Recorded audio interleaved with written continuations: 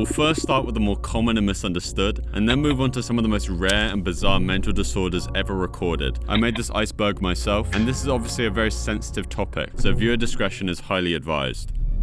Antisocial personality disorder, or ASPD for short, includes well-known conditions like sociopathy and psychopathy. People with ASPD are not necessarily psycho or sociopaths, but on the more extreme end of the spectrum, the condition is where a person consistently shows little to no regard for right and wrong and ignores the rights and feelings of others. People with ASPD may tend to antagonize, manipulate, or treat others harshly with indifference, and they show no guilt or remorse for their behavior. Now keep in mind, I'm not trying to make people with ASPD sound evil, as they often can't help their own behavior, but they are often deceitful and manipulative in order to gain personal profit or pleasure. For example, to obtain money or power. They may lie, act out impulsively, and are more likely to have problems with drugs and alcohol. These behaviors can obviously compound and lead to a higher likelihood of doing criminal activities. One of the hallmarks of ASPD is a lack of empathy, which is a difficulty to understand or share the feelings of others. Though despite this, they can often appear charming and engaging, using such traits to manipulate others. Symptoms of ASPD can be typically seen from the age of 15, but for a diagnosis to be made, a person must be at least 18 years old. ASPD is diagnosed more in men than it is in women, and the behaviors typically peak during the late teens and early 20s, often reducing in intensity by the time a person reaches their 40s. The causes of ASPD are believed to be a combination of genetic and environmental factors, including childhood abuse and neglect. Treatment for ASPD can be challenging, as those with the disorder often don't see a problem with their behavior and have very little desire to change. Therapy might focus on improving social and moral reasoning, but success varies greatly and often depends on the severity of the disorder and whether the person is actually motivated to change, which obviously makes it hard when you see no reason to change. A very famous person with ASPD would be Ted Bundy, as by almost everyone he interacted with, he was described as charming and delightful, but we know that was merely a facade, as he is one of the US's most infamous serial killers with over 20 confirmed victims. He would use his charm and charisma to lure in women and then viciously attack them. When Ted was telling a biographer his story, he said to him that he did not know how to make a genuine friend or have any sort of romantic relationship. Now, to put it in really simple terms, bipolar disorder is a condition that causes big changes in a person's mood and energy. These changes can swing from the highest highs, called mania, to the lowest lows, called depression. Bipolar disorder shows up in many different ways, and each part has its own set of symptoms. Manic episodes are where someone feels super high and over-energetic for at least a week. They might feel all-powerful, talk a lot, sleep very little, and make more risky decisions like spending too much money or making impulsive plans, though it can also result in an increased productivity, as people in a manic episode might get super eager to do typically boring things like clean or work. Hypomanic episodes are like a milder form of mania. People feeling hypomanic are often very energetic and feel great, but they might not even realize they're acting differently than usual. On the other hand, depressive episodes, where someone feels very sad or hopeless for an extended period. Very typical symptoms include losing interest in things they usually like, feeling tired all the time, and eating more or less than usual. And there's also mixed episodes, when symptoms of mania and depression happen simultaneously. It can be very confusing and hard to handle because the person's mood can change a lot from one moment to the next. There are actually different types of bipolar disorder. Bipolar 1 involves major manic episodes that are so extreme that the sufferer might need hospital care and often involves longer periods of depression. Whereas in bipolar 2, the person has patterns of depressive episodes and lighter manic episodes without the full-blown mania of bipolar 1. Now, as a real-life example, you saw him in the thumbnail, we have Kanye West. Over the years, Kanye's behavior has occasionally made headlines, from impromptu political rants through extremely unpredictable social media posts. And these actions have often been viewed through the lens of his mental health, particularly after he confirmed his diagnosis. Kanye himself has spoken about experiencing both manic and depressive episodes, which are extremely characteristic of bipolar disorder. Narcissism is essentially when someone is overly focused on themselves to a point where it can negatively affect their life and the lives of those around them. It ranges from simply having a big ego to a serious mental health condition known as narcissistic personality disorder. The term narcissism comes from a story in Roman poetry about a guy named Narcissus. Narcissus was a good-looking young man who wasn't interested in anyone who liked him. Then along comes a nymph, which is like a minor deity that's basically a very attractive woman. Narcissus rejects this nymph, and as a form of punishment, the gods make Narcissus narcissist fall in love with his own reflection in a lake, though he doesn't realize that it's just an image and can't get love back from it. And stuck in his one-sided love affair, he slowly withers away and dies staring at his own reflection. In the realm of narcissism, a little can actually go a long way. Healthy narcissism is akin to a little bit of self-love and being confident, which fosters ambition and resilience, that motivates individuals to set and achieve goals, maintaining a positive self-image without tipping over into arrogance. However, as these narcissistic traits intensify, they begin to shadow over the individual's ability to connect and empathize with others, marking the transition from constructive to destructive narcissism. This middle ground is rife with challenges, as relationships may suffer and professional environments may become battlegrounds for dominance and recognition. At the extreme end of the spectrum, narcissism swells into an actual aspect of one's personality. Narcissism can show up in two main ways. There's the loud form of narcissism, where someone might be very attention-seeking, manipulative, and overly confident. And there's what's called vulnerable narcissism, which is more subtle, as the person might seem shy or withdrawn, but still has a very fragile ego and is sensitive to how others view them, may have a distorted view of their importance compared to others. Relationships under the strain of narcissistic personality disorder often buckle under the weight of manipulation and lack of genuine connection, while workplace dynamics are marred by conflicts and a relentless pursuit of personal gain over collective success. Major depressive disorder, also known as clinical depression, is a serious mental health condition characterized by persistent feelings of sadness, a lack of interest in enjoyable activities, and a significant reduction in daily functioning. This condition, officially recognized in the 1980s, goes beyond temporary blues and significantly impacts an individual's emotional and physical well-being. Although there's no blood test or physical exam that can diagnose depression outright, doctors may run tests to rule out other conditions that mimic depression. Clinical depression typically starts in a person's 20s and it's diagnosed twice as often in women than it is in men. Though this doesn't concretely mean that men get it less, I think it's very likely that they're just less likely to seek help for their depression. The course of the disorder can vary greatly. Some people might experience only one depressive episode in their lives, while others might have recurring episodes. The causes of depression are believed to be a mix of genetic, environmental, and psychological factors. Genetics play a significant role, accounting for about 40% of the risk. Life changes, medication, chronic health problems, and substance abuse can all increase the risk of developing depression. And it also doesn't just affect mood, it can also disrupt sleep, appetite, and general health, leading to a diminished quality of life. Globally, major depressive disorder affected about 163 million people in 2017, showing its widespread impact.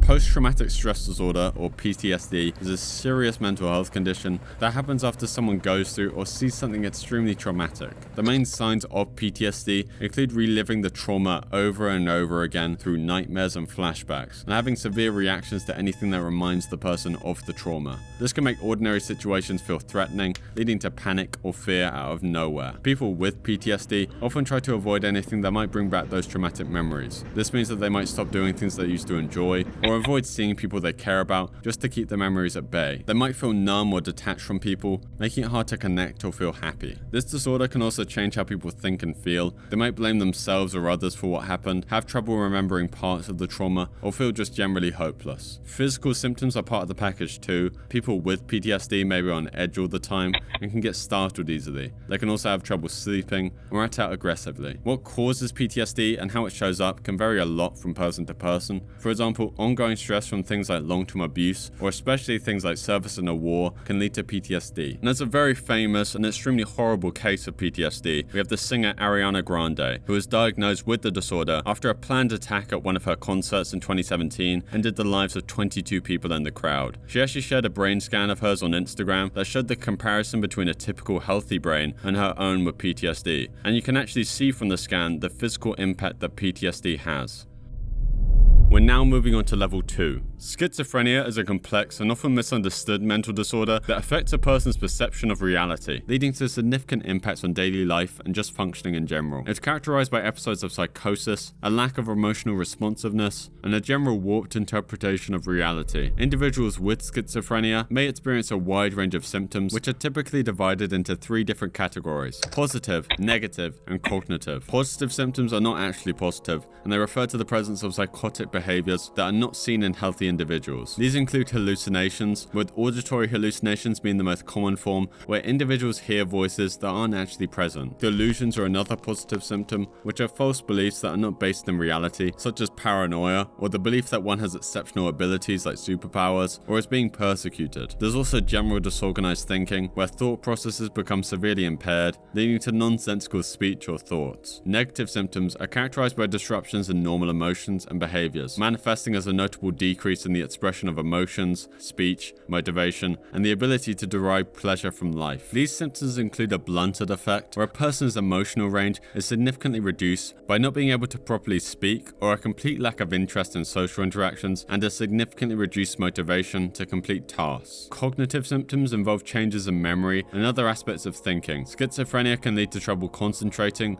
difficulty in following instructions, and problems with working memory, which can significantly affect the ability to perform daily tasks. The onset of schizophrenia is most common in young adulthood, with symptoms gradually developing and affecting individuals throughout their lives. Diagnosis is based on observed behavior, a psychiatric history, and reports with others familiar with the individual, as there's no objective diagnostic test for the disorder. For an official diagnosis, symptoms must have been present for a significant duration, being at least 6 months according to the DSM-5 criteria, which is basically like a big book that categorizes every major mental disorder and disability. The prevalence of schizophrenia is relatively low, with estimates suggesting that about 0.3 to 0.7% of people are diagnosed with it during their lifetime. However, its impact on an individual is often very, very noticeable. Treating schizophrenia primarily involves antipsychotic medications, which can reduce the severity of the positive symptoms, and for many people, these medications can actually be life-changing.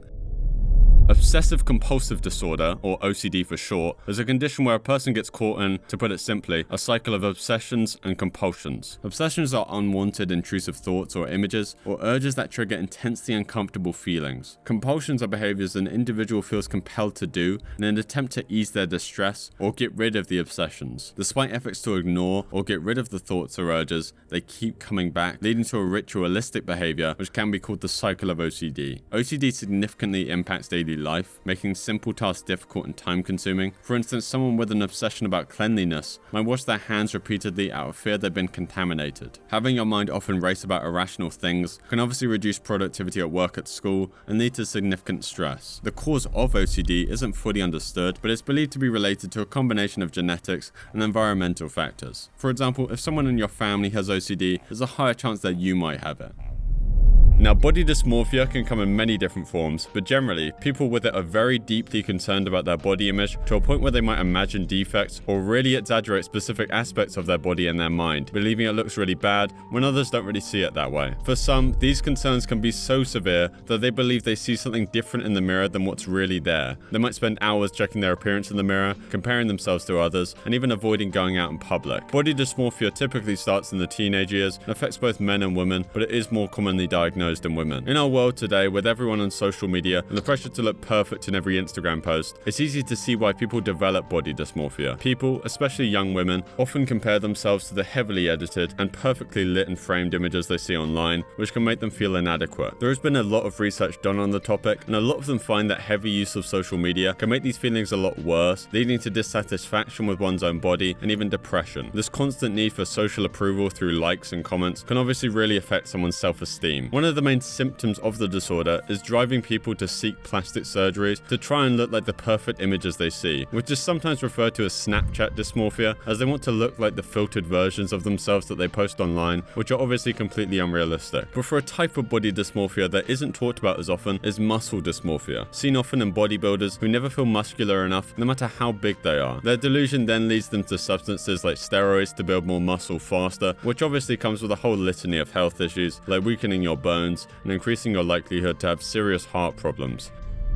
Dementia is essentially a decline in cognitive function severe enough to interfere with daily life. And it's not just one disease, it's a term covering a wide range of specific medical conditions, including Alzheimer's, which makes up about 60 to 70% of cases. At its core, dementia affects memory, thinking, and behavior, worsening over time. This makes everyday tasks challenging, as it also often alters emotions and personalities, leading to apathy or agitation among its sufferers. The onset of dementia is gradual, starting with mild forgetfulness, and eventually advancing to a stage where basic self-care becomes impossible. The progression heavily impacts not only the individual affected with the condition, but also places a significant burden on their families and caregivers. Dementia occurs due to damage in brain cells, disrupting the communication between them, which affects thoughts, behaviors, and feelings. Advancing to a stage where basic self-care becomes impossible as you start to forget nearly everything. Currently, no cure exists for most types of dementia, but treatments can slow progression and can improve quality of life.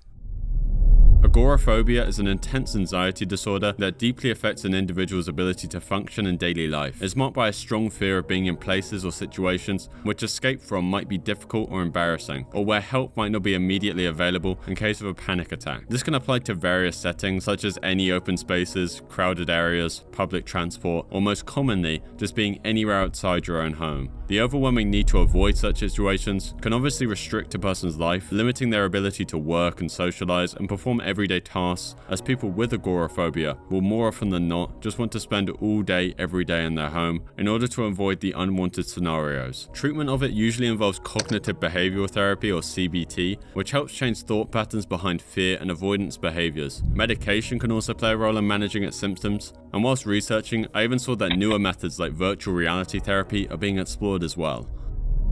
We're now moving on to level 3. Witzelsucht is a German word, and I tried my best to pronounce it. It's a neurological condition where people compulsively make jokes, puns, and tell stories that aren't appropriate for the situation. This behavior is somewhat automatic and uncontrollable, leading to awkward social scenarios as people with the condition can't tell that their jokes are out of place. They don't get sarcasm and often can't stop themselves from making especially sexual jokes at the wrong times. The disorder mainly affects those with damage to the frontal lobe of their brain, especially the right side, due to injury or diseases like tumors. They might get that a joke is supposed to be funny, but they don't react normally. They might not laugh, or might laugh at the wrong time because they're missing the emotional connection to the humor. Daily life for someone with the condition can be tough, as their constant inappropriate joking can push people away, making social interactions and maintaining relationships slightly harder as they don't realize their behavior is odd, which only adds to the social awkwardness. The brain's frontal lobes are essential for controlling personality, humor, and how we act in social situations. Damage here messes with these abilities, leading to witzelsucht.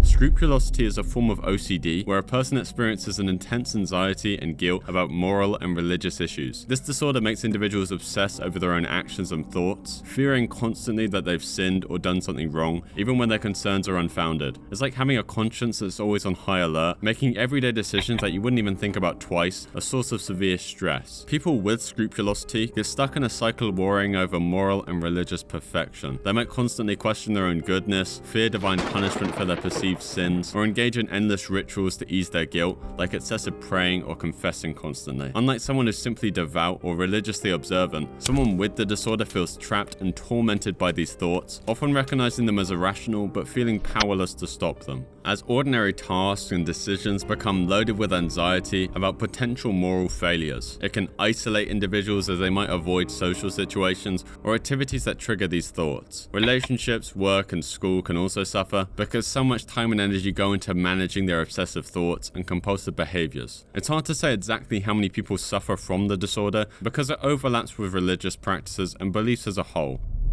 DID, or dissociative identity disorder, which was previously known as multiple personality disorder, involves a person having more than one distinct identity or personality state that controls their behavior at different times. And these identities are not just simple mood changes, they're profound shifts in a person's self of sense, complete with their own names, histories, and behaviors. Key features of DID include significant memory gaps not explained by ordinary forgetfulness. People with DID might lose track of time, forget personal information, or engage in activities they have no memory of, as they kind of literally switched from person to person, which can obviously be confusing and distressing. The root cause of DID is often linked to severe and prolonged trauma during early childhood. The disorder is thought to develop as a coping mechanism to escape from the reality of the trauma, with different identities handling different aspects of a person's life or trauma they can't deal with.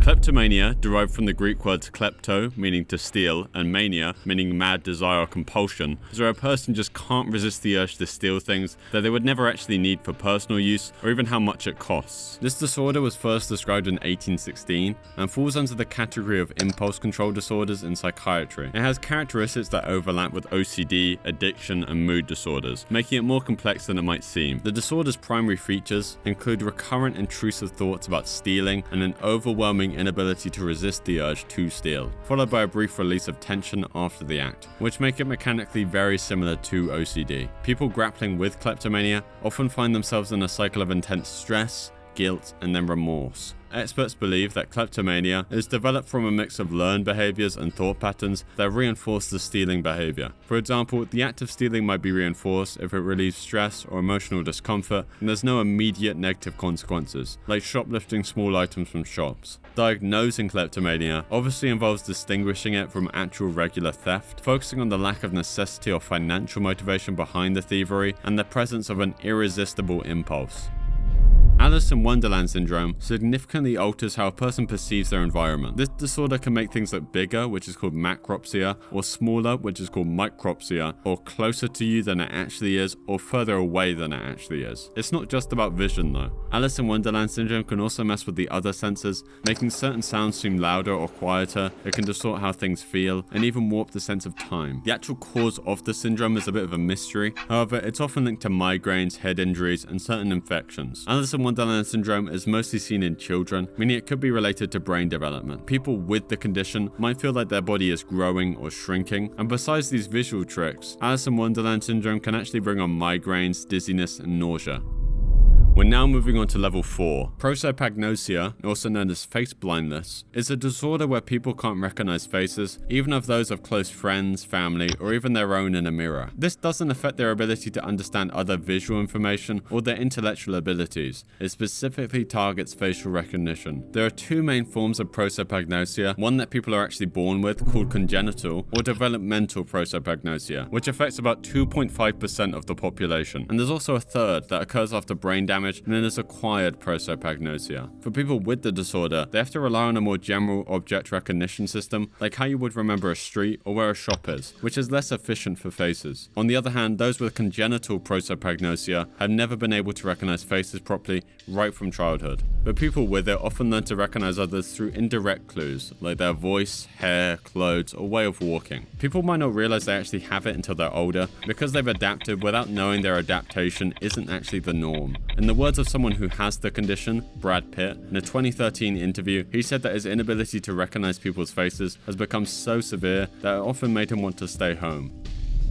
Depersonalization derealization disorder, or DPDR, is when people feel very disconnected from themselves and the world around them. It's like watching yourself from the outside or living in a dream, where everything feels foggy and unreal and slightly uncanny. The depersonalization part is feeling detached from your thoughts, feelings, or body. It's like being an observer in your own life, not really in control of what you're doing or what you're saying. Like, I imagine it's comparable to watching a film about someone's life. You feel connected to the character, but you aren't the character. The derealization part is when the world around you feels strange or dreamlike. Things and people might seem blurry or distorted, making you feel isolated or separated from everything. It's often linked to severe stress or trauma, especially from early childhood experiences like emotional abuse or neglect. These traumatic events can trigger feelings of depersonalization and derealization as a way to cope. People with DPDR often have problems with concentration, memory, and feeling emotionally numb, as it's tough to connect with others or enjoy life when you feel that you aren't really living your own.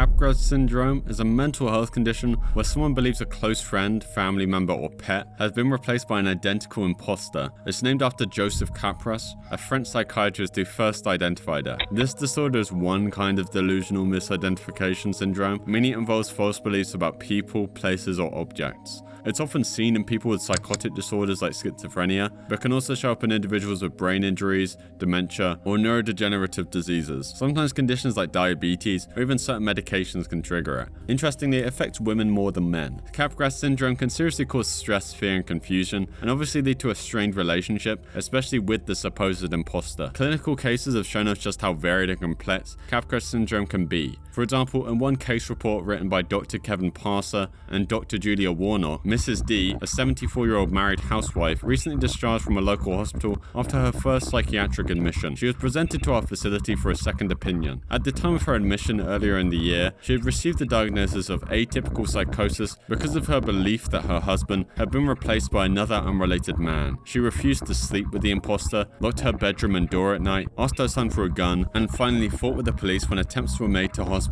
her. At times she believed her husband was her long deceased father, though she easily recognized other family members and would misidentify her husband only. Researchers believe that capgras syndrome has something to do with problems in your brain, specifically areas that recognize faces and process the emotions connected to those faces. If something disrupts the connection between these areas, it might make someone recognize a face but feel something is off, an uncanny sort of feeling, leading to the belief that the person has been replaced. Some studies suggest problems with memory and emotional responses to familiar faces also play a role. There's no standard test for capgras syndrome, though diagnosis usually happens through psychiatric evaluation, often initiated by the imposter family member or friend.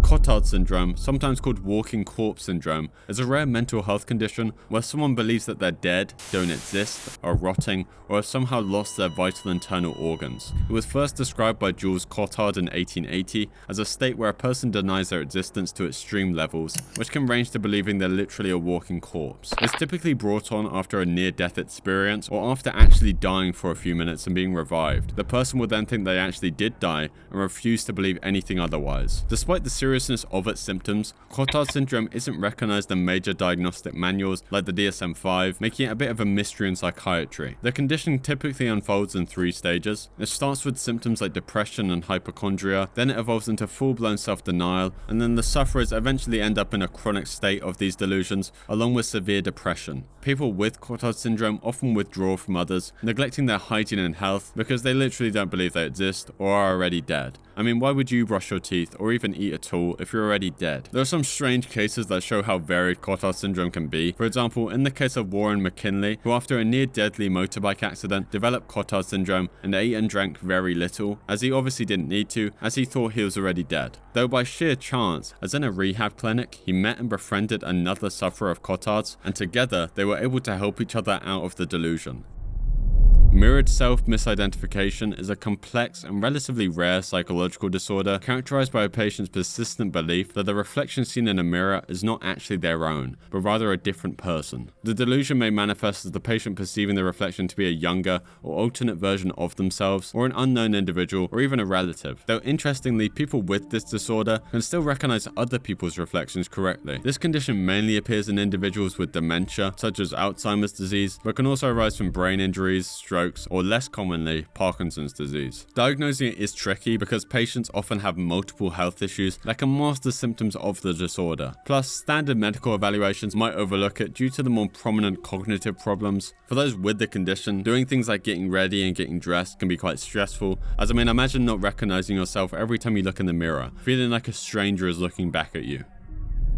We're now moving on to level 5 of the iceberg. Dissociative fugue is a rare mental disorder where a person loses memory of their identity and may end up traveling far from home or where they usually spend their time without knowing how or why. This condition can lead to someone starting a completely new life under a new identity, all while having no recollection of their previous self. It's often triggered by severe stress or trauma, especially from events like childhood abuse, where the mind tries to protect itself by forgetting these painful memories. Its symptoms include not just memory loss, but also feelings of depression, shame, guilt, and sometimes anger from the people when they come out of the fugue state and realize what's happened and how much time they've wasted. Diagnosing dissociative fugue is tricky because its symptoms overlap with other disorders like dissociative amnesia and dissociative identity disorder. The key feature that sets it apart, though, is the unexpected traveling or wandering. Recovery from a dissociative fugue is usually quick once the episode ends, and many people only experience it once. A case of dissociative fugue that I found interesting was that of Jeff Ingham. Jeff appeared in Denver in 2006 with absolutely no memory of his past life, including his own name. He described himself frantically searching his own pockets for an ID to give him a clue as to who or maybe where he was, but he had nothing on him. After days of meandering, he eventually somehow made his way onto television to ask America if anyone recognized him so he could remember who he was. And his wife, Penny, fortunately saw his message and they were reunited. Ingram has experienced 3 incidences of this fugue state, one in 1994, one in 2006, and one in 2007. syndrome, with its longest lasting a whole 9 months. Syndrome of subjective doubles, or what I'll be referring to as doppelganger syndrome, is where someone firmly believes they have one or more identical doubles, and these doubles look exactly like them, but usually act differently and seem to live separate lives. Individuals with this syndrome are convinced about the existence of their double, despite any proof against it. Often they may experience paranoia about their double and the life they lead, whilst looking exactly like them. It's often diagnosed alongside other serious mental illnesses like schizophrenia, which can make the situation more complicated, as the symptoms of this syndrome can worsen effects of the other mental health issues. Mistaking people for their double can obviously damage relationships, and in some cases, the person might act aggressively or even violently towards those they believe are their doubles. Clinical lycanthropy is a rare psychological condition where individuals believe they can transform into animals or have already done so. The belief isn't just about feeling like an animal in a metaphorical sense, it's a genuine conviction that they are an animal, and it affects how they think, feel, and act. The term comes from the myth of lycanthropy, which is the mythological term for turning into a werewolf, but obviously in reality, it's a mental health issue. People with clinical lycanthropy might act in ways that mimic animal behavior, such as howling, growling, or moving on all fours. To diagnose someone with it, doctors look for these kinds of behaviors or a clear statement from the person that they feel or have felt that they're turning into an animal. They're usually part of larger mental health problems like schizophrenia or bipolar disorder. It's not a standalone diagnosis, but a symptom that indicates something else is going on with a person's mental health. Neurological studies have found unusual brain activity in people with the condition, suggesting that their experiences of transforming might feel very real to them. The Truman Show delusion is a mental condition where people believe they're the main character in a fake reality show watched by millions through hidden cameras. The idea comes from the 1998 movie The Truman Show, where Jim Carrey's character, Truman Burbank, doesn't realize he's living inside a reality TV show. Brothers Joe Gold and Ian Gold, a psychiatrist and neurophilosopher, noticed this pattern in patients around 2008, naming the delusion after the movie. The Truman Show delusion falls into a category of delusions where people feel persecuted or spied on. And as our world and technology evolved, so did the themes of people's delusions. Where once people might have believed in being controlled by magic or political forces, now they're more likely to think they're being tracked by tech like hidden cameras, microchips, or whatever else. The Gold brothers have talked to many people who are convinced they're living in their own Truman Show, and some have gone to great lengths like checking if big news events were staged for their show, or trying to escape the surveillance they believe they're under. Some psychiatrists have described similar symptoms as part of the Truman Show delusion, which they think could be an early sign of schizophrenia. This includes feeling that the world has somehow changed in a way that's obvious to everyone but them, leading them to believe they're in a movie or in a fake setting.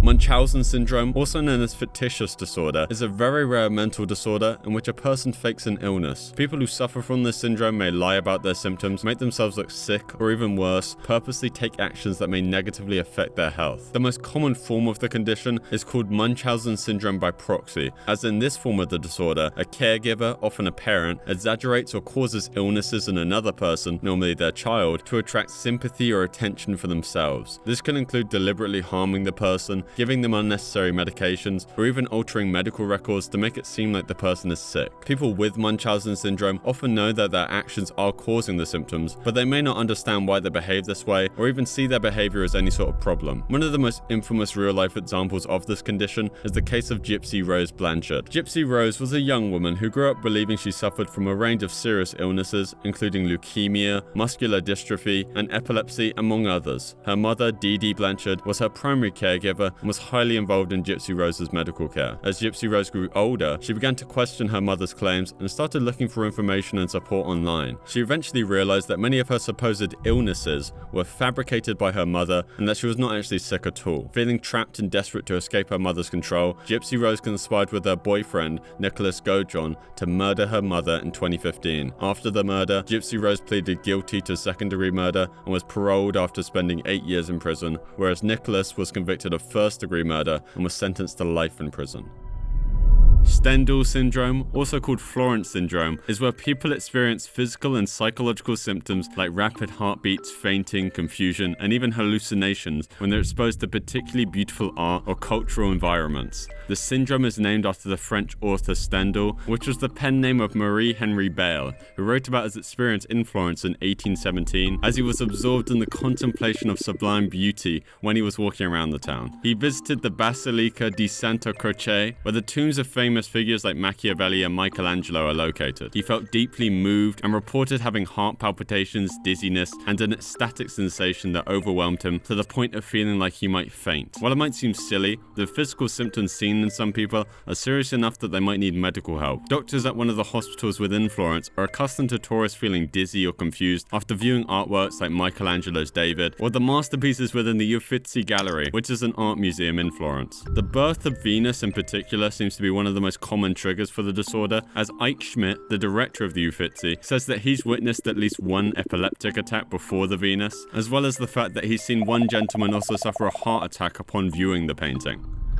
The fregoli delusion involves the firm belief that different people are in fact a single individual who changes appearance or disguises themselves to interact with the sufferer in multiple guises. It was named after Leopoldo Fregoli, an Italian actor who was renowned for his rapid costume changes on stage. The fregoli delusion can stem from various issues like damage to specific areas of the brain, or even as a side effect from other medications like levodopa, which is used with Parkinson's disease. Faces can get very hard to recognize and might all resemble kind of the same person, thus triggering the delusion. Living with the fregoli delusion can obviously be extremely challenging and stressful, as people under it often have the constant fear of being pursued, which can obviously lead to even more anxiety and social isolation.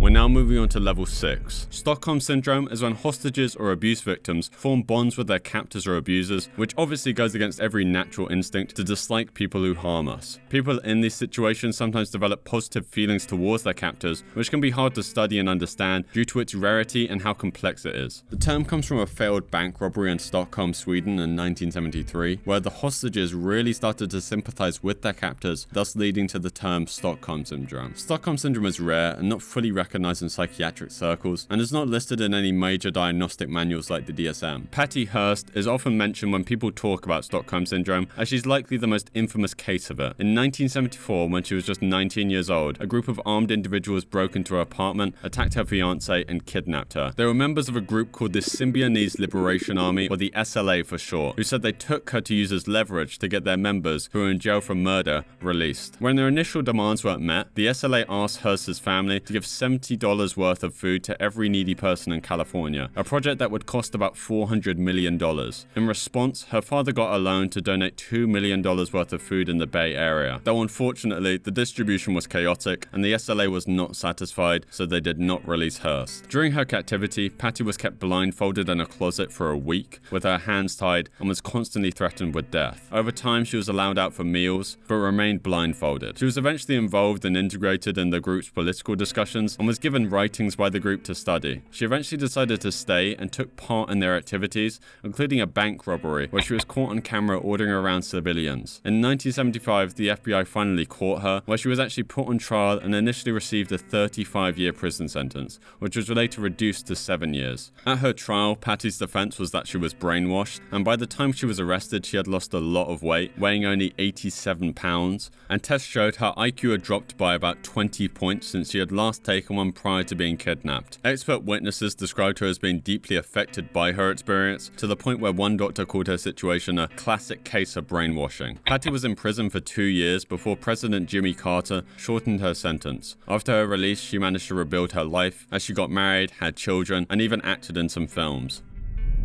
Delusional parasitosis, also known as ekbom syndrome, is where individuals are absolutely convinced they're infested with parasites, bugs, or other pathogens, despite obviously not being. The main sensation is that insects are crawling in or under your skin, and as sufferers attempt to remove these non-existent parasites, they may cause real skin damage through persistent itching or scratching, or applying harmful chemicals to clean them out. Many people with the disorder collect what they believe is evidence of the parasites, which in reality are little skin flakes or small fibers, which they bring to their doctors in small containers, which acts as a hallmark of the condition and reflects how much they truly believe they're infested. The condition is recognized in the DSM-5 as a type of delusional disorder, and despite being a completely standalone mental illness, due to its very unusual nature, ekboms is often misunderstood by the public and sometimes even by healthcare professionals.